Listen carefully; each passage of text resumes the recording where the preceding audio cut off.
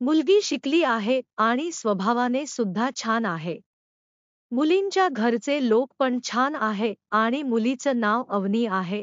पण हे सर्व अर्थला कस सांगायच हा प्रश्न त्यांना पडला होता. त्यामुळे त्याच्या लहान बहिणीला आराध्याला त्याला समजावायला लावायचे असे त्यांनी ठरवले. त्याला असे सांगितले तर तो काय बोलणार काय नाही. तो लग्नाला तयार होईल की नाही असे विचार त्यांच्या मनात येत होते. त्याच्या आईने ही गोष्ट त्याची लहान बहीण आराध्याच्या कानावर टाकली आणि त्याला लग्नासाठी तयार करायला सांगितले.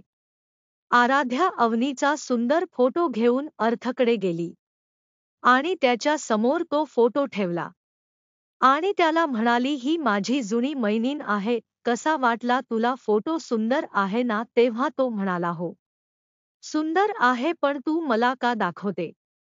अरे, तुझ्यासाठी आपल्या आईने हे स्थळ आलं आहे. सगळेजण गप्पा करण्यात व्यस्त झाले होते. दोघेजण एकमेकांना पहिल्या वेळेस बघणार होते.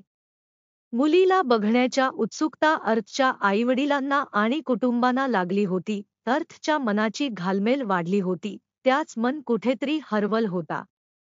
तो थोडा निराश होता. अवनीची अवस्था पण काही वेगळीच होती. तिच्या मनाची धडधड वाढली होती. तिला थोडी भीतीही वाटत होती. तेवढ्यात आपले केस सावरत अवनी त्याच्या समोर आली. तिला पाहताच तो तिच्यात हरवून गेला आणि तिचा सुंदर निरागस चेहऱ्यावरचे भाव तो डोळ्यांनी टिपत होता. तिला पाहून तो क्षणभर तिच्यातच हरवून गेला.